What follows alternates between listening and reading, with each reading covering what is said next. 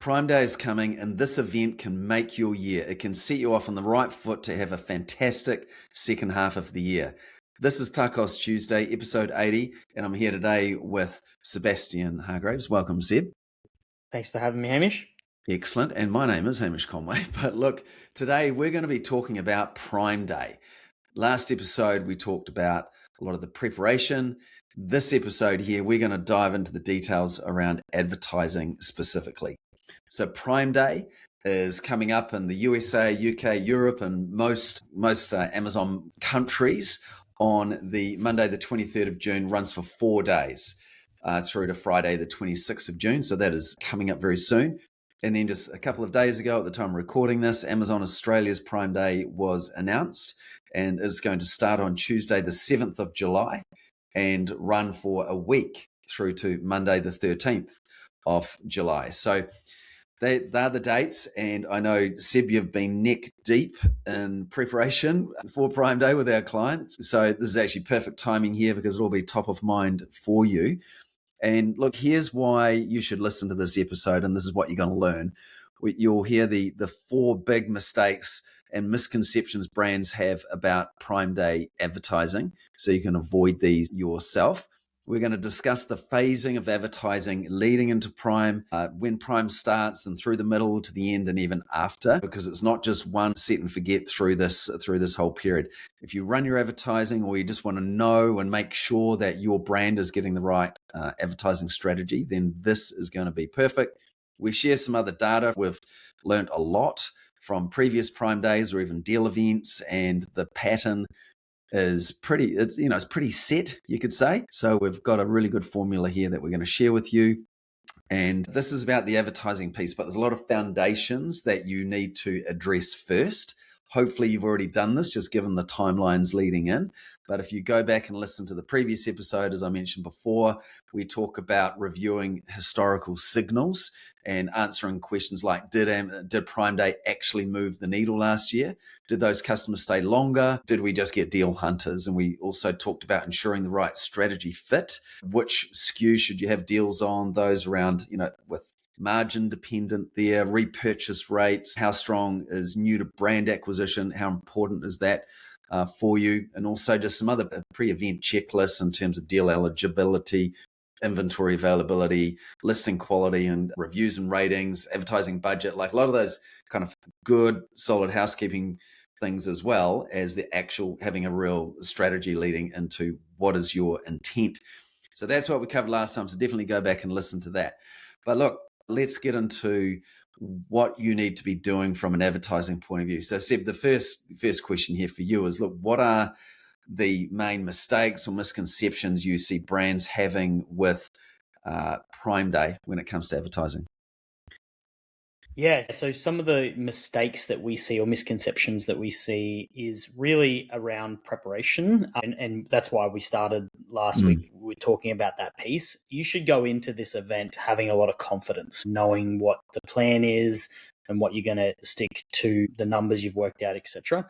If you don't do that, you will get an unclear understanding on if it's been successful, and you're probably going to overreact in a negative way. And you'll have this fear of missing out or FOMO about the event itself and probably make decisions that will be detrimental to your business. So one of the key things is knowing what the objectives are for your brand, what you can afford to pay to acquire those customers. So things like understanding LTV. So we talked about that in the last episode.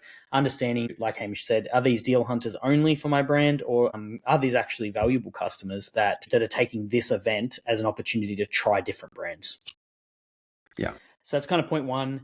The second one is running out of budget. Most purchasing happens after 7 p.m. And so being vigilant, most people have knocked off by then. We haven't knocked off by then, I can guarantee you that, but most people have. So being vigilant with your budgets is super important. And yeah, talking to our US people as well, like obviously different time zones. So it's even trickier to manage that piece. And so that comes in twofold. One is setting the budget the right amount to begin with, which is, again, understanding last year, what are you kind of expecting from that lift, and then setting an appropriate budget. But then the second is you do actually have to check and make sure that you're not running out of budget. And kind of link to that, Seb, can I just dig a little bit there, like around, because you can run out of budget if you're paying too much for for a bid. And so how should people bid? And I know we might cover some of that there, but as a general rule, like what is the biggest mistake you see around bid strategy or bid management? Yeah, I mean, a little bit tied to that first one, it's not knowing what they should be paying. So ultimately, advertising is there to generate the most amount of revenue it can for you. And so the idea is to have your advertising set up that way. So that's kind of the budget. The next point is overreacting to metrics during the day. So once you've set your plan, realistically, that you won't be adjusting too much during the event. And that's because that data is unreliable in any case. So you'd be making decisions on data that you couldn't really make a solid decision on anyway. And so it's really about letting it play out, and then you'll have another data set of things you learnt from that one. And so each year you're adding to this knowledge base of what works and what doesn't work. Yep. The last one is, same approach for every day. This more goes to about when you've done your preparation. If you look at the event as a whole and you just say, oh, it goes up by X, Y, Z, and so you set the same strategy across the whole event. For an event like Australia where it's like 7 days, that's not going to work for you because the first day significantly outperforms some of the other days. So you really want a tailored strategy on the day-to-day and it's worth it. It's worth the time and effort to do the strategy because of the heightened traffic, etc. Like you could see 2 or 3 months worth of customers come through your store or through your brand during just this 7-day period. So it's worth investing that time. It's significant.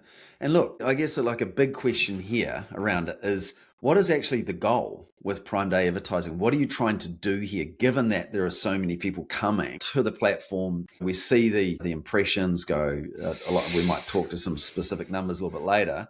But so what is the goal? What are we actually trying to do here if you break it into first principles?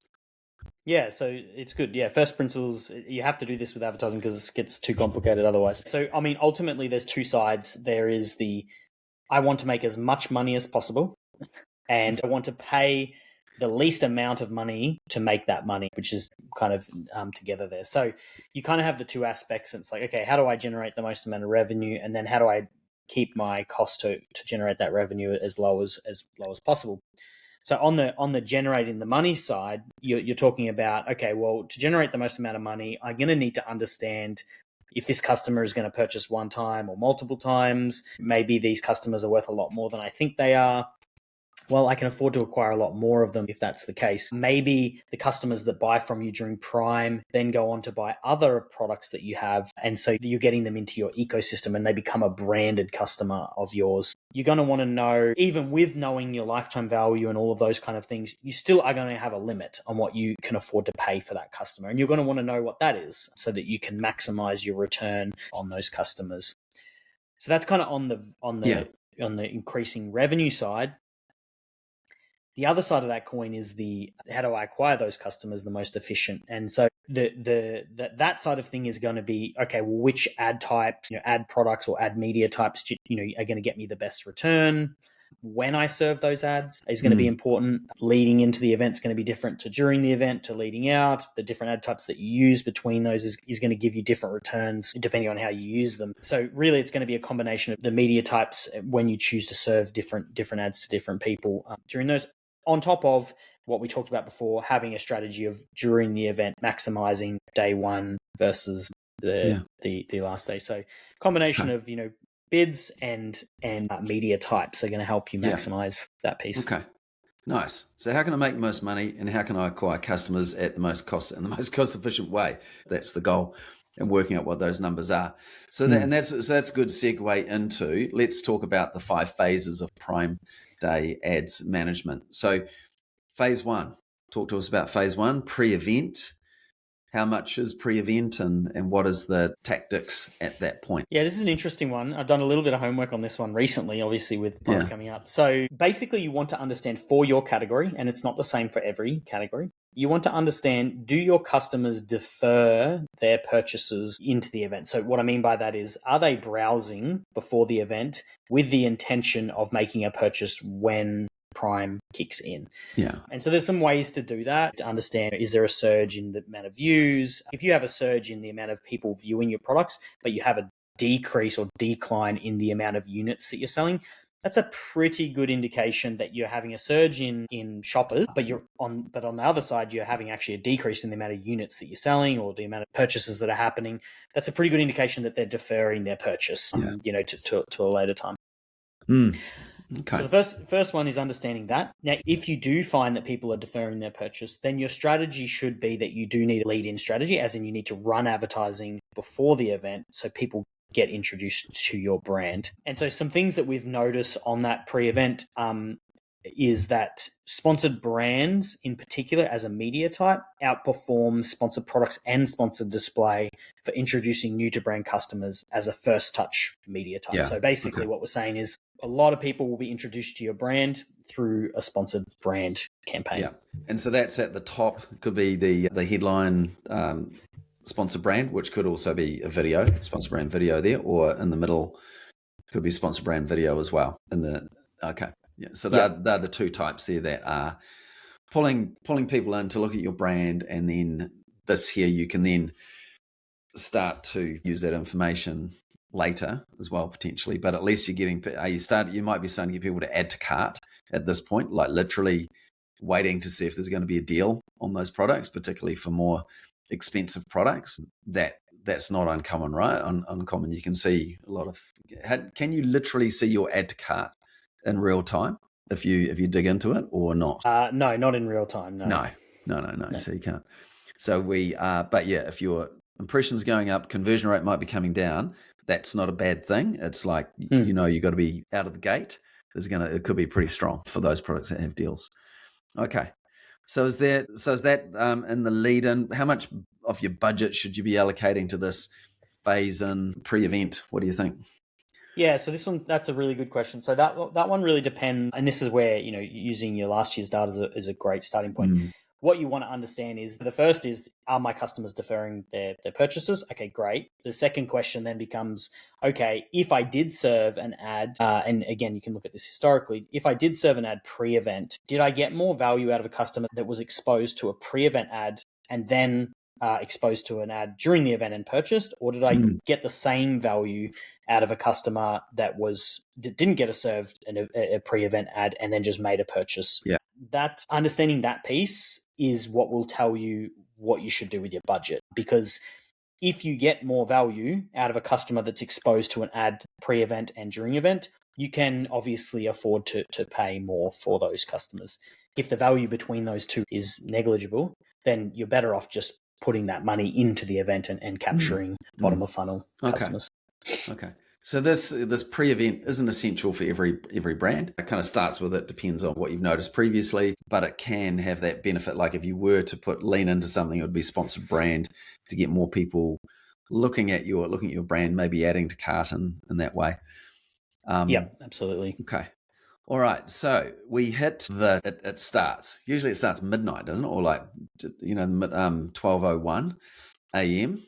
kicks in, and so that happens. And so how do we navigate the first day, or maybe give a bit of a background on what we've noticed in an aggregated sense across our clients? But day one, talk to me about that, and then what should people be paying attention to and taking action on day one? So yeah, day one, it's going to be your biggest day in general. That's what we've seen. We went and had a look at our aggregated data from last year, and it was a 280% increase on just a standard day. So massive increase on day one. The things that you're going to want to look out for on day one is that, first off, that all of your products are actually showing a deal tag. A lot of the time that doesn't happen, and you actually have to reach out to Amazon and get it fixed. It's super annoying, but that would be what I do first. If you get onto that early enough, sometimes you can get the deal tags, remembering that most of the shopping happens at the back end of the day, but you still want to get that deal tag sorted as soon as you can. Yeah. That was almost like, I'm trying to think, that was last year, wasn't it? Like Prime Day, I think it was Prime Day last year was a bit of a shocker. And then like the Black Friday window was perfectly fine, but was that right? Like, was it a year ago or 2 years ago? It was a bit messy in terms of deal tags just not showing, and it was just this flurry of activity in the morning to, emails back and forward with Amazon to get it Yeah, fixed. US seem to have it sorted. We don't Yeah. have really any issues in the US. It's just Mm. AU at the moment, but I think it's getting better. It's just that it's growing so quickly, I think. Yeah. Okay. And so really the ad types on day one, where there's the surge in traffic and sales, you might have a boost there if you had a lot of people and had added product to cart and then they've converted. So what kind of ad types are you mostly thinking about on day one? Yeah, so you should have done most of your upper funnel type activity in the lead in. So this would be more about bottom of funnel. So you're really wanting to maximize that sponsored product ones. The other thing that you might do is, and this depends a little bit, I wouldn't do this at the expense of sponsored product budget, but we have talked about and have done in the past sponsored display, where you start to retarget that bigger audience that you created, because now you have a deal tag on, you're kind of available to a lot more shoppers. Yeah. Okay. So that's good. All right. Day one, they're 280% up on a normal day from a sales point of view. Traffic's up, conversion rate is down compared to what it might normally be. And then we get to the second day and effectively phase 3 in the middle. So we were noticing here that the second day was down 30% off the high from day one, and then the third day was down another 16% from that day 2, and then it kind of flattens out. So in the middle phase here for Australia, it's probably more of a middle phase because it is a week. You've got, particularly from your maybe day 3, 4, 5, 6 is a phase there that you got to play. In the States, with Prime Day being 4 days, it's much shorter, so you may not have this as much. But how should people play it through the middle there to maximize their results? Yeah, I mean, the middle should just be dictated, very similar to the first day. It should be dictated by what you've already decided on based on your historical data. So really, it's just about staying calm and following the process. I think the middle period's probably just about monitoring your budgets and making sure that nothing's going out of budget, which you'd be doing the first day as well. But it's really just about monitoring and making sure nothing happens. If you find that you sold a lot more than you anticipated and you're starting to be worried about what stock would look like, you might make changes. And I'm not inclined to do this, off the cuff, but in that scenario, you might start to make some changes because you're going to stock out and you need to make some changes in order to maximize your performance and keep stock. Because what you don't want to do is stock out. If you stock out, you really lose a lot of that momentum that you built. Yeah, no, that's what we covered more in the previous episode. There, it's almost like rule number 1: have stock. So that's it's one of these opportunities there where you can do some. We see clients do some serious numbers in this week. They'll do easily a month's worth or more in this 1 week. So it is a prime time. Okay, so through the middle, we're looking after budgets, and then we're getting to the last day, and then what's your game plan there? There's a different psychology going on at this stage with shoppers, and that there is a deadline. Nothing like a deadline to get people to take action. So there's higher intent. So how do we manage this kind of closing of the event? Yeah, so very similar to the middle. You're obviously monitoring. The only main difference between the closeout versus the middle period is that because it has that higher intent, it might have less traffic, but because the intent is so it's much stronger, you can afford to pay more on the last day than you did during the middle period. Right, that's interesting. Okay, so you could be looking at your bids a bit differently there. That is a good point, because we certainly notice, like looking back at the middle period there, like from a ROAS point of view, even a conversion point of view, like it is down. But then that last day, we noticed sales were up. They were still lower than day 2, maybe even more similar to day 3. It was a little uptick at the end, but certainly it will come. People do not like to miss out. Okay, and I mean, potentially there could be some sponsored display in that last day if you were to retarget people who have been looking but hadn't yet converted.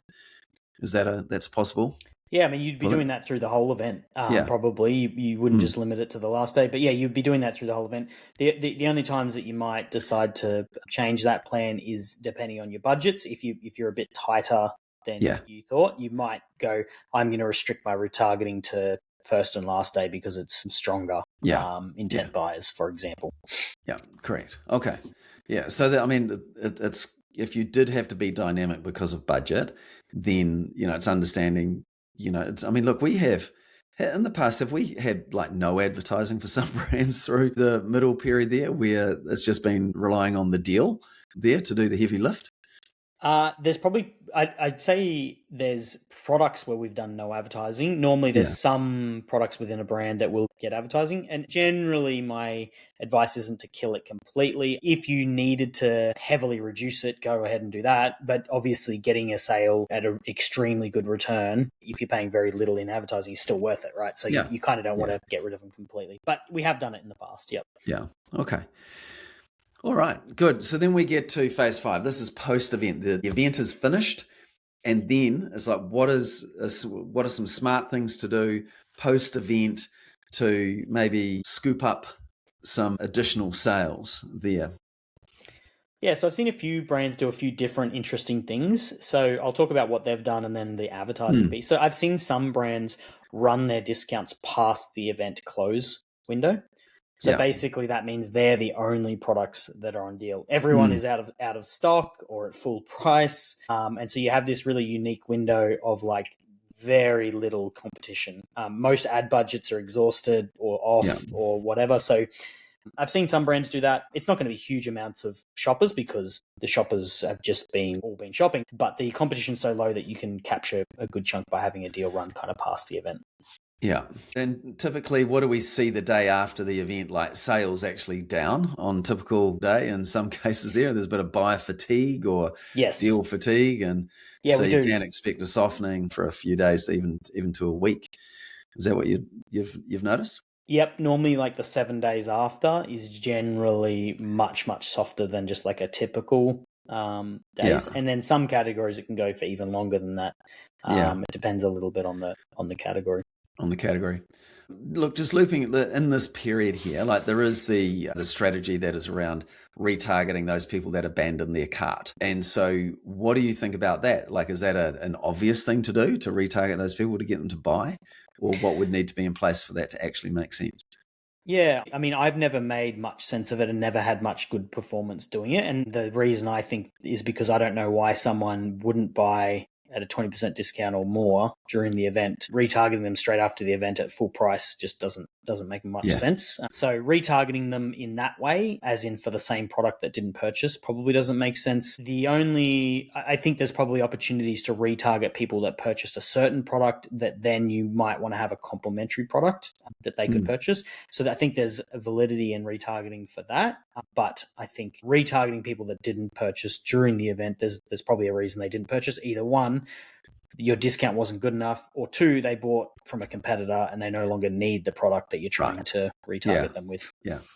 No, it's interesting, right? Yeah, because if they didn't buy, there'll be a reason. Yeah, they've gone to a competitor. They decided they didn't want it because they'd spent money on other things. Because you're not competing just against your competition; it's against everything else that they're wanting to buy. So everyone's got their limits. So that's interesting. But so we've got those 5 phases there, from pre-event, day 1, the middle, event close, and then post-event. So for a lot of people listening to this, they will be like, particularly if it's in Australia, sponsored brand, sponsored product, sponsored display. But for a number of brands, a more advanced approach here is with DSP, demand side platform. Tell me a little bit about how you can use DSP, through this whole period here to build audiences and then benefit from that going forward. Yeah, so DSP just gives you a lot more flexibility with your remarketing. So the example I used before of, like, let's say someone purchased a product and you've got a very good complementary product that's like the obvious next purchase that they would make. You really can only do that through DSP. There's no native ads that you can do on Amazon that allow you to target like that. And DSP has a whole plethora of other options for you to do. So it's got a lot of data around in-market type audiences. After a massive shopping event like that, you get a lot of indication on what people are interested in because those signals are going to give you a good direction on the signals on what people are browsing are going to give you some good signals. So a lot of that information is going to give you an idea of how to stay in touch with those customers with DSP. Yeah, nice. Excellent. Okay, well, look, hopefully people have found that useful. And if you haven't got the clarity that you need and you'd like to have a conversation with Seb about that for your brand, then connect with us at hello@gosellglobal.com or go to the gosellglobal.com website and you can book a call with Seb from there. So that's one option there. But Seb, again, you've been neck deep in this preparation here. Are there any famous last words you like to share around to help the listeners that can help them smash it this Prime Day with Amazon ads?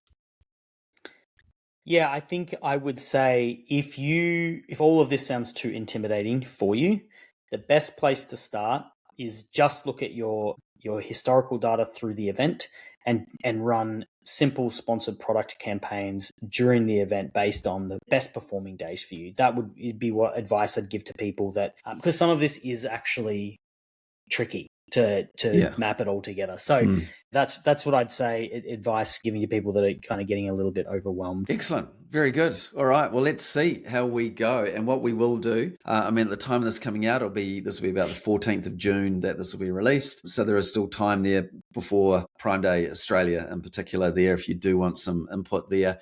And we will, after the US event and Australia event have been completed and we've got the full attribution has come through, we'll then do an episode on the Prime Day results. So we'll do a show on that specifically and the lessons learned, and because that will apply to other deal events, be it a Big Smile event in October or a Black Friday deal window as well. So always lots to learn, and as much as we believe we've got a really good strategy and the right one for unique plans for each brand, there's always some surprising factors that pop up. So excellent. So good work there, Seb. Appreciate you taking care of everyone there, and you and the rest of the ads team. And look, thank you for tuning in to TACOS Tuesday. We appreciate you as listeners as well, and hopefully your Prime Day goes as well as it can. All right. Thank you. All the best. Bye for now.